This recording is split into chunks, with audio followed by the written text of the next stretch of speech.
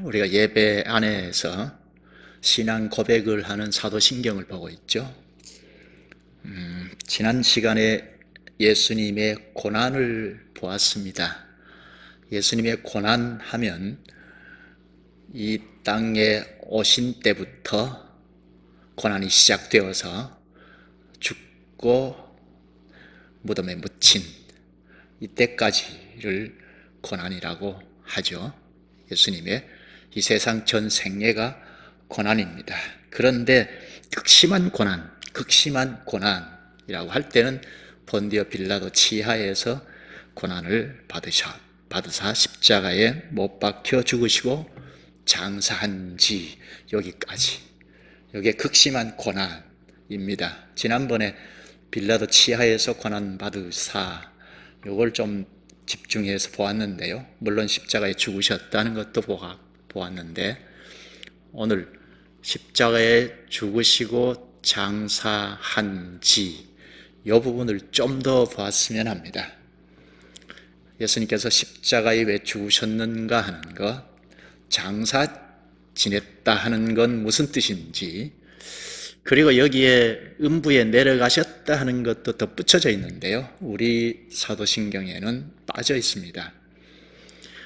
초기 한 5세기경쯤에 이 음부에 내려가셨다 하는 고백이 확정이 되어서 그 이후부터는 교회가 음부에 내려가셨다는 고백을 했는데요. 음부에 내려가셨다는 것이 무슨 뜻인지, 예수님께서 십자가에 죽으시고 장사 지냈다는 것이 무엇이고 음부에 내려가셨다는 것이 무슨 뜻인지, 이걸 잘 깨달으면, 잘 알면 우리 신앙이 아주 바탕이 견고하게 됩니다. 이게 신앙생활 하는데 기초이잖아요. 기초의 바탕이 명확하게 됩니다. 그러니까 이걸 명확하게 좀 알 필요가 있죠. 대충 알고 신앙생활 하면 토대가 명확하지 않게 됩니다. 먼저 십자가에 죽으셨다 하는, 예수님께서 왜 십자가에 죽으셔야 했는가 하는 이 말이 무슨 뜻인지, 십자가에 죽으셨다는 건 우리가 다 알고 있는데요. 예수님께서 십자가에 죽으셨다 하는 것을 어떻게 보느냐에 따라서 신자 불신자 나눌 수도 있습니다.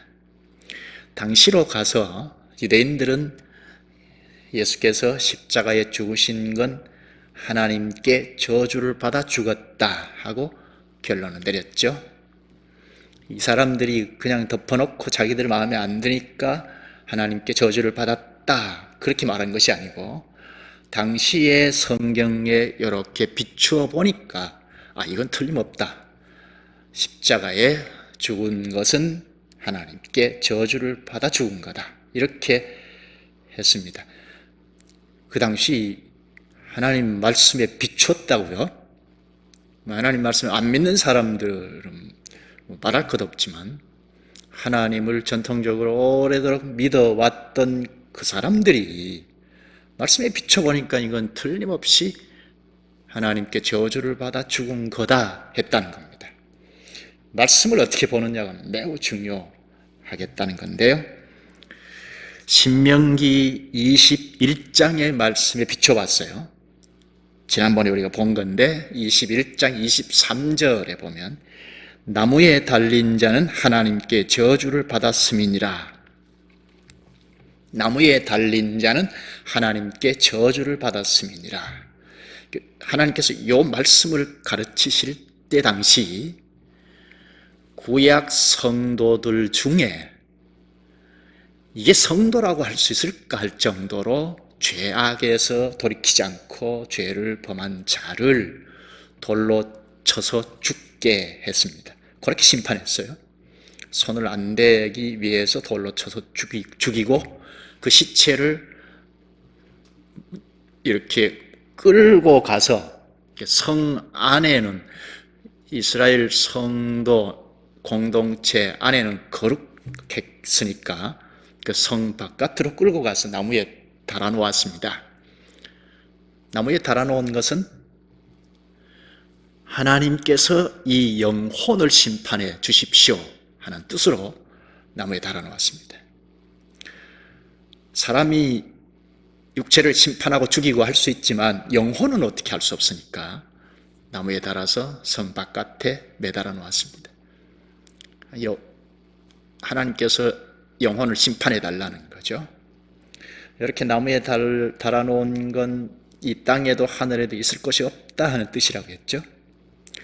지금 예수님이 보니 십자가 나무에 달렸잖아요. 이 말씀에 비추어 보니 틀림없는 겁니다. 하나님께 저주를 받았다. 말씀에 비춰서 그랬어요. 하나님께 저주를 받아 죽었다 했습니다. 그런데 하나님께 저주를 받아 죽었다 하는 건 예수님을 따라다니던 제자들도 마찬가지 생각이었어요. 근데 문제는 누구의 죄 때문에 하나님께 저주를 받았느냐, 여기에서 나뉘어집니다. 유대인들은 어땠습니까? 죄를 찾을 때 예수님에게 찾았죠. 예수께서 사역하실 때 성전을 헐어버려라 한 그 말을 듣고 말귀를 못 알아들은 거죠. 건물 성전은 구약시대에 하나님께서 내놓으셨던 건데 예수님의 그림자로 내놓으셨거든요. 예수님께서 오시기 전이니까.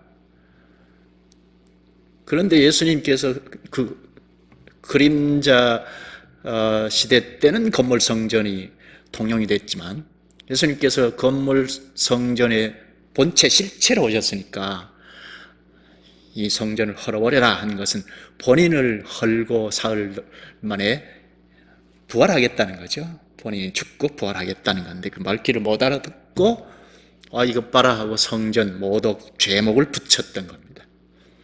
그리고 하나님의 아들이라고 했으니까 당시 하나님 아들은 신적인 존재 하나님이라는 말이라고 했죠. 지금 뭔데 하나님이라고 하느냐, 이건 신성 모독 죄다 했던 겁니다. 그런 몇 가지 죄목을 붙여서 십자가 나무에 달았던 거죠. 그러니까 이거는 하나님께 저주를 받아 죽은 것이 틀림없다. 예수 자신의 죄 때문에 하나님께 저주를 받아 죽었다 하고 주장했습니다. 완전히 이단자로 십자가에 내준 거죠. 그런데 제자들은 이거는 받아들일 수 없었습니다. 하나님께 저주를 받아 죽었다 하는 건 틀림없는데 예수께 죄를 물을 수가 없다 하는 겁니다. 죄가 없었다는 겁니다. 죽는 모습을 보고 더더욱이 예수께 죄를 찾을 수가 없었습니다.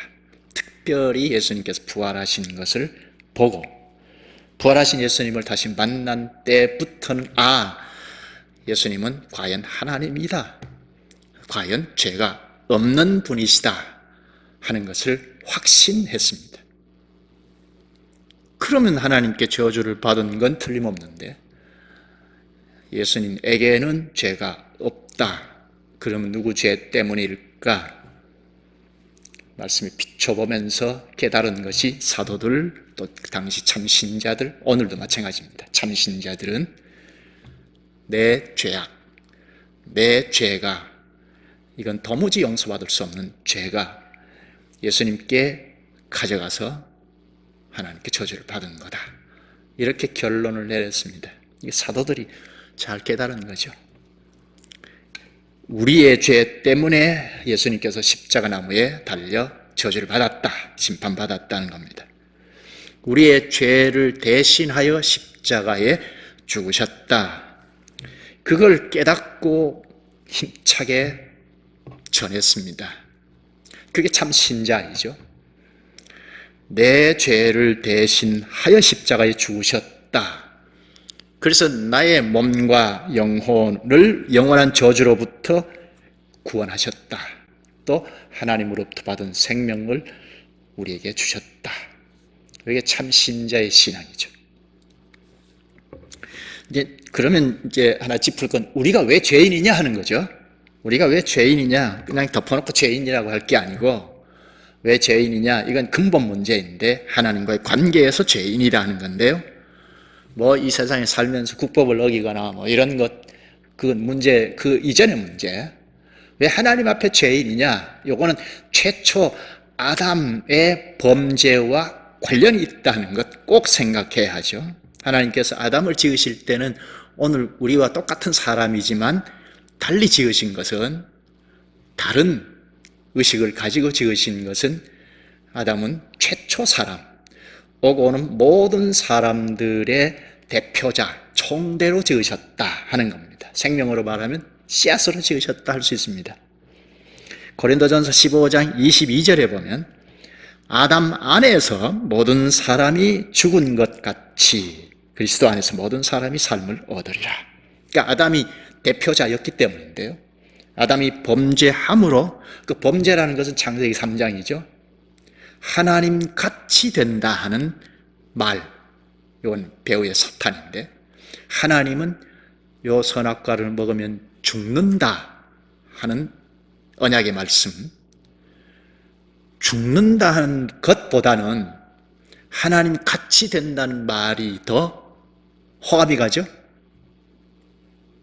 그러니까 하나님 같이 된다는 말은 하나님이 말씀하시는 게 아닌데 그걸 더 부각시키고 선악과를 먹으면 죽는다 하는 것을 살짝 뒤로 제쳐놨습니다. 이게 죄입니다. 하나님이 먹지 말라 죽는다 하는 말씀을 제쳐놓았던 이게 죄입니다. 그런데 왜 우리가 죄인이냐 하는 거죠. 아담이 그렇게 죄를 범했는데 우리가 왜 죄인이냐 하는 겁니다.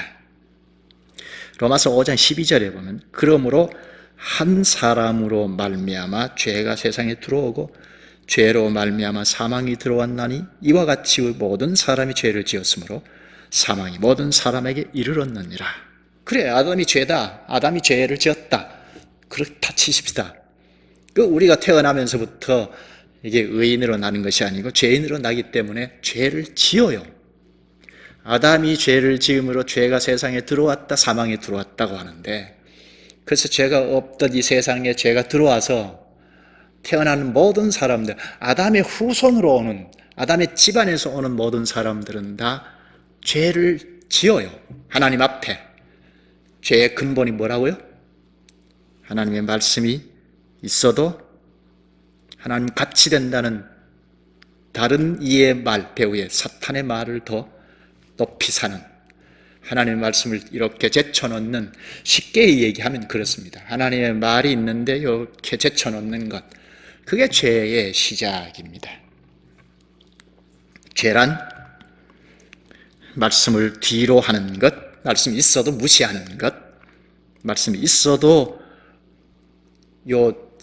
예수 믿으면 믿는다는 것은 주도권을 예수 그리스도에게 넘겨준다는 건데, 말씀이 있어도 주도권을 내가 딱 가지고 있는, 내가 딱 가지고 생각하고 말하고 행동하는, 그러니까 말씀이 있어도 이걸 이용하기는 하지만 내가 주도권 놓지 않는, 이게 죄이죠. 오늘도, 오늘날에도 하나님의 말씀이 관건입니다.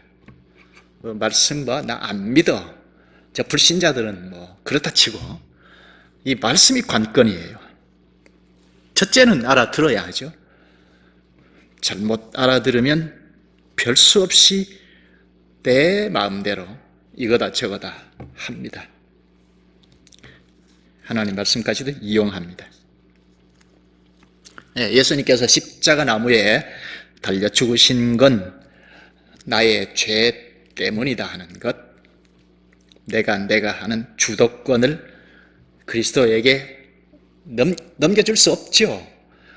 배우의 하나님께서 여기 새로 지어 주셔야, 인식부터 바꿔주시고 재창조해 놓으셔야 말씀이 오면 그리스도의 말씀이군요 하고 주도권을 넘겨주고 그리스도의 말씀을 따라가겠습니다 하죠. 예수께서 죽으시고 장사되셨다, 십자가에 죽으시고 장사한 지, 여기까지 고백이죠. 장사되셨다. 장사되셨다는 건 뭐죠? 사람이 죽으면 장사를 지내잖아요. 장사하는 건 죽어서 무덤에 묻는 거죠. 아, 진짜 죽었네 하는 거죠. 장사한다는 건 확실히 죽었다는 것을 말합니다. 예수님께서 장사했다 하는 건 확실히 죽었다는 겁니다. 이게 매우 중요한 고백인데요. 성경에 이 문제는 굉장히 구체적으로 말합니다. 확실히 죽었다 하는 문제는 사복음서에 다 말하는데 오늘 본문 요한복음 19장을 먼저 한번 보십시다. 요한복음 19장 31절부터 보십시다. 이 날은 준비일이라. 준비일이라. 이건 유월절 준비일, 유월절 전날이란 말입니다. 유대인들은 하루를 시작할 때 해질 때부터 그 이튿날 해질 때까지를 하루로 하죠. 우리는 아침부터 저녁까지 하루를 하는데, 그러니까 유월절이 14일 해질 때부터 시작되는데, 그러면 13일에 예수님께서 죽으셨습니다. 유월절 하루 전날 13일 오후에 죽으셨는데, 그런데 오후 한 6시가 넘어서면 14일이 시작되죠. 그쪽 달력은 그렇습니다. 14일이 시작되는데 그게 6월절입니다. 또 토요일이니까 안식일도 겹쳐집니다. 6월절이 시작되는 동시에 토요일 안식일이 시작됩니다. 이걸 생각하고 보십시다. 31절, 이날은 준비일이라. 즉 안식일 6월절 전날이라. 유대인들은 그 안식일이 큰 날이므로 그 안식일에 시체를 십자가에 두지 아니하려 하여 빌라도에게 그들의 다리를 꺾어 시체를 치워달라 하니, 안식일에는 일할 수 없는 건 물론이고 시체를 가까이 할 수 없습니다. 그래서 안식일이 시작되기 전에 시체를 치워달라고 빌라도에게 요청합니다. 여기 다리를 꺾어 시체를 치워달라 하니, 다리를 꺾는다는 것은 확실히 죽이는다는 건데요. 죽여서 치우기 위함이죠. 그 다음 32절, 군인들이 가서 예수와 함께 못 박힌 첫째 사람과 또 그 다른 사람의 다리를 꺾고, 33절, 예수께 이르러서는 이미 죽으신 것을 보고 다리를 꺾지 아니하고, 예수님은 이미 죽으신 것을 보고 다리를 안 꺾었다 하죠. 여기 로마 군인들이 예수님은 이미 죽은 걸 알고 다리를 꺾지 않았다 합니다. 예수님의 죽음을 제일 먼저 본 사람들이 로마 군인들이죠. 확실히 죽은 걸 로마 군인들이 확인했습니다. 그리고 좀 내려가서 38절을 볼까요? 아리마대 사람 요셉은 예수의 제자이나 유대인이 두려워 그것을 숨기더니 2일 후에 빌라도에게 예수의 시체를 가져가기를 구하며 빌라도가 허락하는지라 이에 가서 예수의 시체를 가져가니라. 아리마대 사람 요셉이 빌라도 총독에게 시체를 달라, 예수님의 시체를 달라 하고 청하는데요.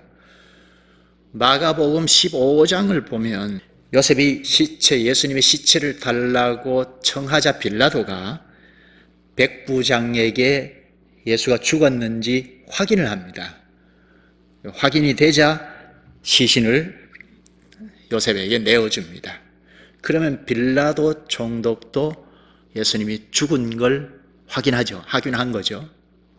그리고 여기 아리마대 요셉도 예수님이 죽은 걸 확인한 겁니다.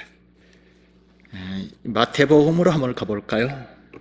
오늘 본문 마태복음 제가 보겠습니다. 62절부터 쭉 보면 대제사장들과 바리새인들이 함께 빌라도에게 청합니다. 찾아와서 예수님이 살아계실 때 부활할 거라 하고 가르쳤으니까 대제사장과 바리새인들이 빌라도를 찾아가서 무덤을 사흘간 지키게 하소서 하고 청합니다. 왜죠? 누가 시체를 훔쳐갈까 봐. 예수께서 살아있을 때, 사역하실 때 내가 부활할 거라 하는, 이거는 거짓말이다. 그래서 시체를 누가 훔쳐가고 부활했다 하는 가짜 뉴스를 퍼뜨릴까봐. 그러면 예수께서 살아계실 때 거짓말을 막 늘어놓았던 그보다 더 후환이 두렵다 한 거죠. 그래서 대제사장들과 바리새인들이 무덤을 지키게 해달라 청했습니다. 그 요구에 무덤을 인봉하고 경비병을 두어 무덤을 지키게 했습니다. 그러면 대제사장들과 바리새인들도 예수께서 죽은 것을 확인한 거죠. 이렇게 예수님의 죽음, 진짜 죽었다 하는 것 여러 사람들이 확인했습니다. 이게 부활과 관련이 되어 있기 때문에 매우 중요해서 적나라하게 자세하게 기록한 겁니다.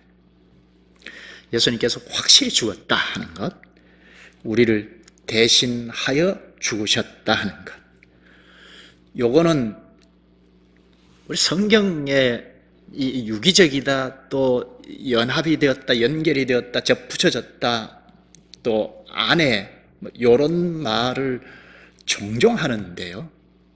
그러니까 예수님께서 십자가에 우리 죄를 대신하여 죽으셨다 할 때, 그래 예수님이 죽었다? 그러면 안 되고 연합이에요, 연합. 예수께서 십자가에 죽으실 때 우리도 원리상 그때 죽었다는 겁니다. 함께 죽었다는 겁니다. 성경 여러 곳에서 예수께서 죽으실 때 우리도 함께 죽었다고 가르칩니다. 대표로 갈라디아서 2장 20절에 보면 내가 그리스도와 함께 십자가에 못 박혔나니, 이게 바울이 깨닫고 편지를 쓸 때 한 말인데요. 예수께서 십자가에 하나님의 심판으로 죽으셨는데 그때 나도 함께 죽었다는 겁니다. 이미 죽었으니까 우리의 죽음은 끝났죠. 이미 죽었는데 또 죽고 하지 않잖아요. 그런데 우리 안 죽습니까? 죽잖아요. 왜 죽죠? 우리가 왜 죽습니까? 물론 육체의 죽음인데, 그러니까 이미 죽었는데 심판받아 죽어버렸는데 우리가 실제로 또 죽어요. 요거는 죄 짓는 것을 끝내는 죽음입니다. 우리가 죄로 말미암아 형벌을 받는 죽음이 아니다는 겁니다. 죄 짓는 걸 그치고 영생에 들어가는 관문, 죽음입니다. 이 죽음은 영생에 들어가는 관문이죠.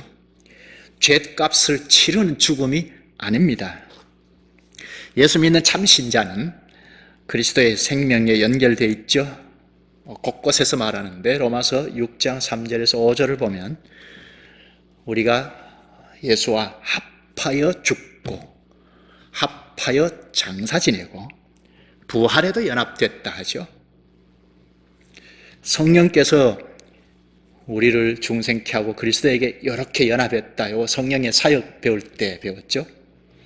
배후에 성령 하나님께서 우리를 중생케 하고 그리스도에게 연합시켜 놓으셨습니다. 그래서 우리는 새 생명을 발휘하고 살아갑니다. 그런데 요 생명, 새 생명은 완벽하게 발휘하는 건 아니죠. 이 땅에 있는 동안은 그렇습니다. 완전한 성화에 이르지 않았으니까. 아직 남아있는 죄성 때문에, 남아있는 이 죄성, 아직 남아있다는 이 죄성 때문에 요 죄와 싸우면서 살아갑니다. 생명을 발휘하되 죄와 끊임없이 투쟁하면서 살아갑니다. 이게 참 신자입니다. 불신자는 어떻습니까?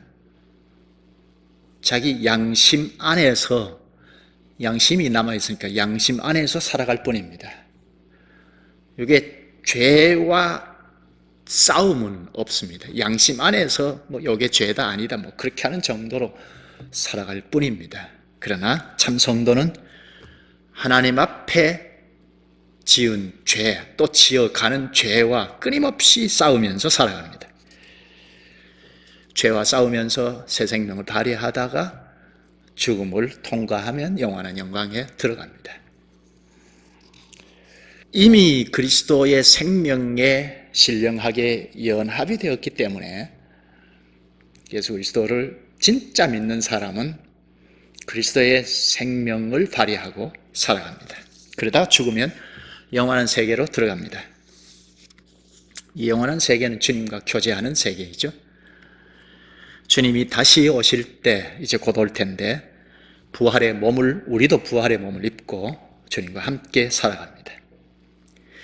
그때가 되면 영생이 무엇인지 확 밝혀져서 우리가 다 아는데요. 그러나 지금은 우리의 한계 때문에 죄성이 있고 아담의 요소가 아직도 남아있어서 한계가 있죠. 그래서 영생이 어떤 상태일까 확연히 잘 알 수 없습니다. 말씀에서 가르쳐주는 정도밖에 모릅니다. 또 영혼이 주님 나라에 간다는 것, 예수님 다시 오실 때 부활하기 전에, 부활할 때는 육체도 입죠. 부활하기 전에 영혼만 주님 앞에 이룬다는 것, 이것도 영혼은 어떤 상태인지는 잘 알 수 없습니다. 불신자의 죽음과 참신자의 죽음이 다르다는 것 생각해야죠. 불신자의 죽음은 죗값을 치르는 죽음입니다. 죽음 이후에는 고통의 세계로 떨어집니다. 예수님 다시 오실 때는 영원한 심판을 받고 영벌에 떨어집니다. 그러니까 두려운 거죠. 예수님께서 확실히 죽었다는 것을 믿는 사람은 죄인인 나도 거기 함께 죽었다는 것을 압니다. 최초 사도들도 그걸 잘 깨달았습니다. 로마서 6장 4절에 우리가 예수와 합하여 죽고 장사됐다고 하는데요. 참 신자이면 이미 죽고 무덤에 묻혀버렸어요. 이미 죽고 없어졌습니다. 이게 인식이 중요한데요. 이미 죽고, 이건 이제 아담의 자손으로 온, 이걸 성경에 옛사람이라고 하고 죄성이라고 하고 악한 본성이라고 하고 하는데, 이건 이미 죽었다. 그럼 어떻게 사느냐 하는 문제이죠. 우리가 죽어버렸는데 어떻게 사느냐. 참 신자는 내가 이미 죽었다 하는 고백을 하는데 어떻게 살 건가 하는 것, 그건 앞에서 언급한 갈라디아서 2장 20절에 잘 말합니다. 내가 그리스도와 함께 십자가에 못 박혔나니 그런즉 이제는 내가 사는 것이 아니요 오직 내 안에 그리스도께서 사시는 것이라. 이제 내가 육체 가운데 사는 것은 나를 사랑하사 나를 위하여 자기 자신을 버리신 하나님의 아들을 믿는 믿음 안에서 사는 것이라. 간단하게 예수 믿는 믿음으로 산다 하는 건데요. 이미 죽고 없어진 나는 그리스도 안에서 살아간다. 그리스도의 수적으로 살아간다는 거죠. 그리스도의 지체로 살아간다는 겁니다. 그러니까 그리스도께서 뭐라고 말하시면 그걸 따라가는 거죠. 말씀을 따라간다는 겁니다.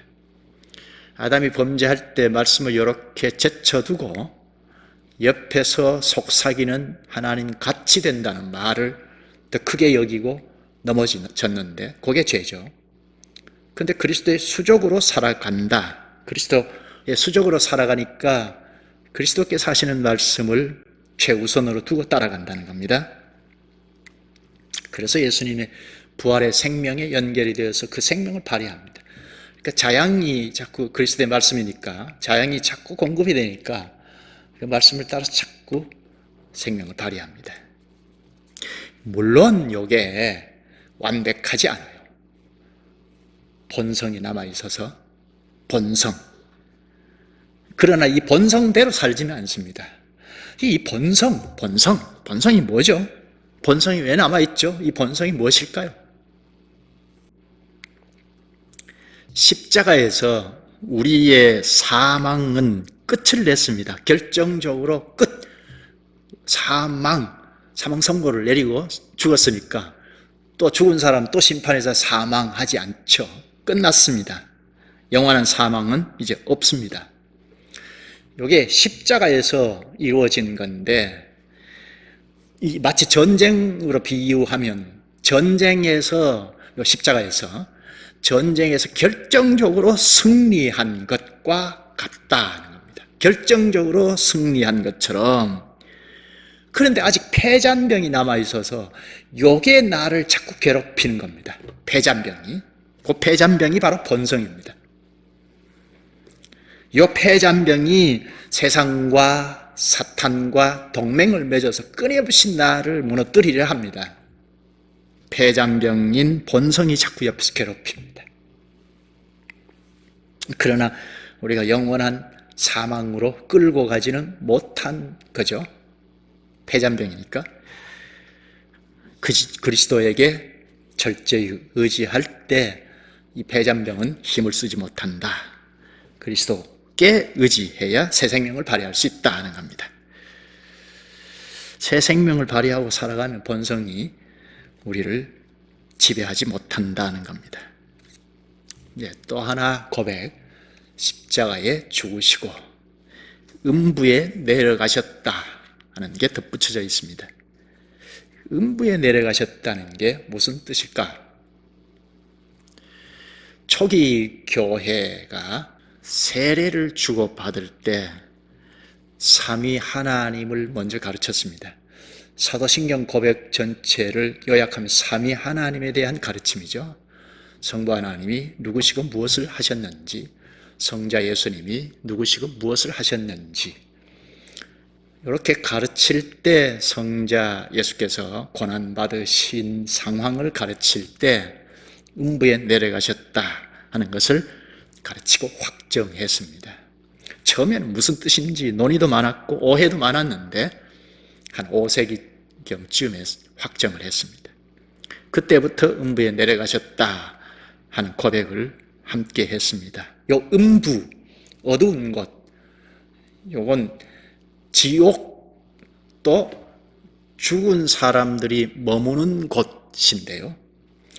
예수님께서 음부에 내려가셨다 할 때는 지옥의 고통을 당하셨다는 뜻으로 쓴 겁니다. 지옥을 가셨다는 것이 아니고 지옥에 떨어질 만큼 고통을 당하셨다는 겁니다. 예수님의 생애가 다 고난이라고 했잖아요. 그런데 특별히 십자가의 고난은 지옥의 고통이었다는 겁니다. 예수님께서 십자가의 죽음을 바로 앞에 두고 기도하시지 않습니까? 기도하실 때 누가복음 22장 44절에 보면 예수께서 힘쓰고 애써 더욱 간절히 기도하시니 땀이 땅에 떨어지는 핏방울같이 되더라. 얼마나 두려웠으면 기도하시는데 땀이 핏방울같이 되었다고 합니다. 우리는 그분이 당하신 두려움, 공포, 지옥의 고통을 다 알 수 없습니다. 본문 마태복음 27장 45절을 보면 십자가에 달렸을 때 태양도 빛을 잃고 3시간 동안 깜깜했다고 합니다. 빛을 잃어버린 어둠이 덮였을 때 예수님은 나의 하나님, 나의 하나님, 어찌하여 나를 버리셨나이까 하고 외치셨습니다. 하나님께 버림받아 버린 겁니다. 지옥에 그냥 떨어지는 고통입니다. 지옥의 고통, 형벌입니다. 그거를 음부에 내려가셨다로 표현합니다. 예수님의 극심한 영혼의 고통은 지옥과 같은 고통입니다. 우리를 위하여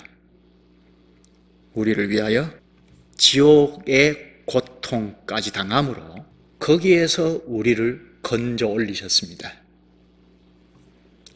말씀 맺을까요? 십자가에 죽으시고 장사하고 음부에 내려가셨다는 고백을 할 때 우리의 현 주소를 명확하게 알 수 있죠? 어디죠? 지옥의 형벌을 당하신 그리스도의 은혜로 지금 구원의 백성으로 살고 있다는 것, 새 생명을 발휘하고 있다는 것. 주도권이 그리스도에게 있어서 그리스도께서 하신 말씀을 듣고 살아가고 이것저것을 한다는 것. 이게 우리의 현 주소이죠. 그러니까 우리는 무엇보다 그리스도께서 하시는 말씀을 들어야겠다는 겁니다. 듣되 잘못 들으면 곤란하죠. 바로 들어야겠다는 겁니다. 기도하실까요? 주님께서 이 시간 예수님의 고난이 어느 정도인지를 말씀으로 가르쳐 주셔서 감사합니다. 예수 그리스도의 고난, 바로 저희를 대신한 고난이라 저희가 얼마나 고통을 당해야 하는지, 특히 사망의 고통을 당하는 이걸 조금이라도 인식하게 하시니 감사합니다. 지옥의 고통인 십자가의 고통, 하나님으로부터 버림받는 고통을 당하심으로써 오늘 저희를 지옥의 자리에서 건져주셨사옵나이다. 사망과 지옥에서 건짐받아 이곳에서 저희가 벌써 그리스도의 생명을 발휘하며 살아갈 수 있게 하시니 참으로 감사옵나이다. 장차 영원한 영광의 나라에 들어갈 것을 기대하며 힘차게 살아갈 수 있게 하시옵소서. 예수님 이름으로 기도하옵나이다. 아멘.